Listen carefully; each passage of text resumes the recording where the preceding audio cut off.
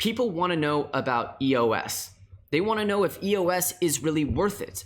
They want to know if EOS is the product, the revolutionary product that is going to change the world, or whether it is simply overhyped. Now personally, I've always been a Burt's Bees man. However, recently I've been switching to EOS, and specifically their new product, the Shimmer Pink, is absolutely outstanding. And for just $257, what's that?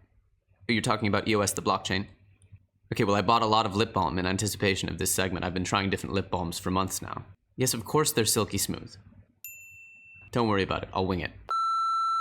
No, today is not about lip balm. In fact, today is all about a revolutionary new blockchain infrastructure project called EOS. Before we jump into some of the more critical points here and starting to analyze whether things are good or bad or quote unquote worth it, which is of course the final opinion which we're trying to arrive at, we need to understand how we even got here and why this became such a big project in the first place. EOS is headed up by a well-known developer named Dan Larimer, who created such amazing blockchain projects such as BitShares and Steem. In addition, EOS had a very unique style for raising this ICO, splitting their ICO into 23-hour-long sessions to be paced out over the course of a year. In essence, this was to become more fair, allowing for more people to get in on the ICO over time, instead of most ICOs, which are usually oversubscribed, impossible to get into for the good ones, and that way only a small group of investors really get to benefit from the ICO pricing.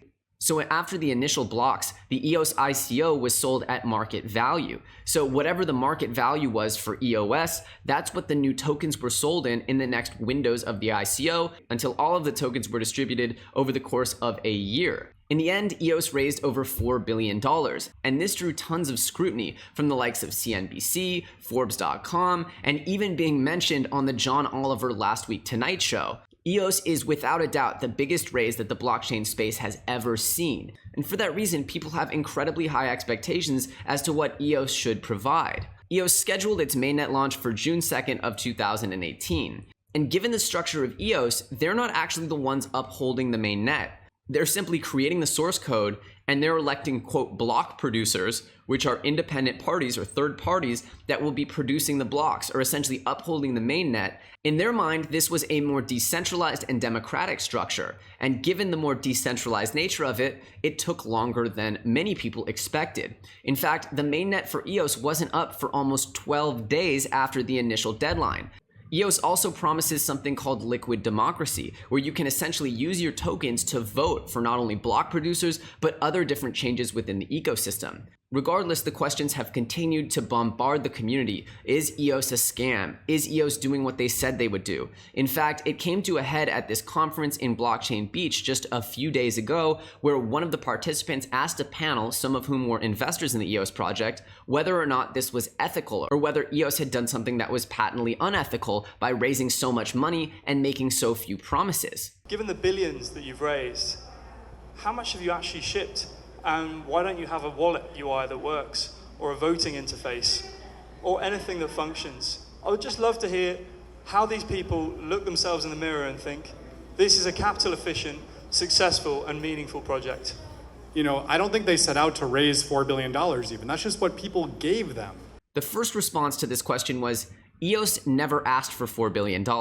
And that's quite true. We have to remind ourselves, in the end, this very speculative market priced EOS's tokens upward for the entirety of 2017, and as the bull market continued to grow, so did the speculative value of a project like EOS. They set out to get as much money out of the system as possible. I'm sorry, but I just can't listen to this. Well, I don't know. Anymore. They could have done a year-long raise, and then no one would have bought anything. Maybe.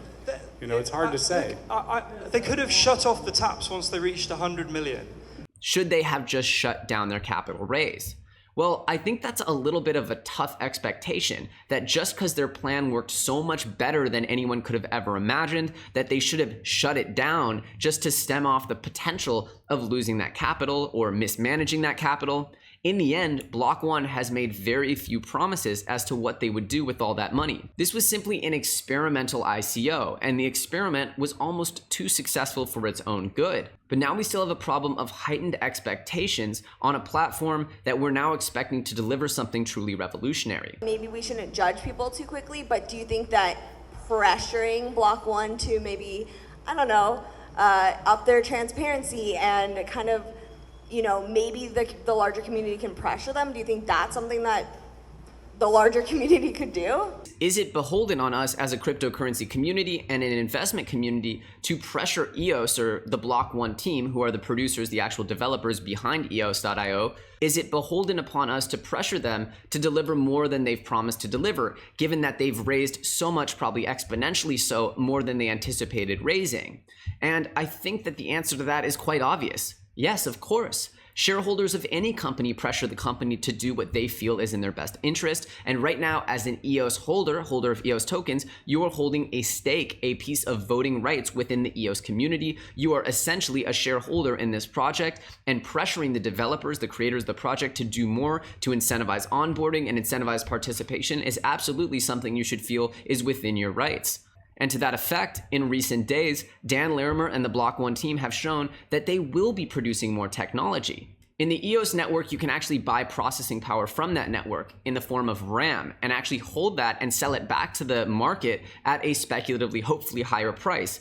What this allowed for is for certain individuals to essentially buy up all the RAM, creating an increasingly higher price of RAM. And this clearly became a problem as RAM was becoming too expensive to actually run the decentralized apps that EOS wants to uphold. In response, Dan Larimer explained that they're coming up with a ton of solutions to create a better market price for RAM and essentially limit those prices. Furthermore, just a few days ago, Dan Larimer announced yet another 3-step plan to lower the cost of EOS account creation and also more tools for onboarding EOS users, and also the plans for releasing mobile wallets from Block.one itself. These are not promises that were made in the EOS ICO. These are new things that the people over at Block.one are committing to, realizing that they need to do more to bring this technology to the point where it's actually being adopted. So I would argue that Block.one is already being responsive to pressures from the community. Clearly, they're being responsive to issues. As the account registration process wasn't as successful as they would have liked, they're now looking to put more onboarding tools and account creation tools out there in the world. As the RAM debacle sort of ramped up, they announced plans to add more tools to manage the RAM debacle. The point is, as problems arise, Block.one is swooping in with plans to fix it. But this question of transparency is really one I think we should be focusing on, because I think the biggest problem here is that people don't have any idea what Block.one will or won't set out to do. Block.one has been very good at under-promising as far as what this is going to deliver. Everything's been very generic. It's going to change the world. It's going to be revolutionary infrastructure, but they've never said that they're going to do anything more than put code on GitHub. However, now we're reaching a sort of rubber hits the road moment where we're needing a lot more than just code on GitHub. And so we're seeing Block.one respond to individual problems as they arise. And I think the issue of transparency is really one that's causing a lot of this debate, which is that people don't know what Block.one will or won't do going forward. And that's causing a lot of fear, uncertainty, and doubt. And for that reason, EOS is coming under a lot of heat from the cryptocurrency community at large. There's also the $1 billion EOS VC fund, which is going to fund new projects in the space that will bring utility to the EOS network. It's not just infrastructure that they're creating here. They also want to create adoption with new products that could potentially capture the hearts and minds of consumers. This is very important because with the ICO mania dying out, we need more funding sources for young projects. This is what's going to bring adoption to the entire industry. This VC has been funding companies and just airdropping tokens to current EOS holders. So in a sense, your EOS tokens are worth a lot more if you've been holding them throughout this entire time, because you're getting airdrop after airdrop after airdrop. But again, we come to the stickiest question of all, which is EOS worth $4 billion? And unfortunately, there's not an easy answer for that. Right now, the blockchain world completely lacks infrastructure that can support global dApps, that can support scale. We can't run a payment system on a dApp. We can't run an internet-based social media app. We can't run a video game on Ethereum because there's just too many transactions per second and it would clog the network. We desperately need a scalable piece of infrastructure, and right now the world is still looking for that. So if EOS can provide that, then it's hard to put a price on what that might be worth. It's hard to say what are the costs that it's going to take to accomplish that. It's hard to predict and really quantify at this moment what that would be worth. In fact, if EOS is to deliver on being the most scalable, most efficient, most forward-looking project that the blockchain space has ever seen, even if it takes them a few months to work out the kinks here, then it's hard to say that it's not worth $4 billion, as the blockchain space is worth hundreds of billions of dollars, and right now, all of these dApps have limited options as to where they can actually house their technology. On the converse side, if they raise all that money and they fail to deliver on this project, this would surely be one of the biggest misses, one of the biggest errors that the blockchain space has suffered. Bigger than almost every cryptocurrency hack combined. $4 billion in capital into a project that didn't produce a new piece of infrastructure.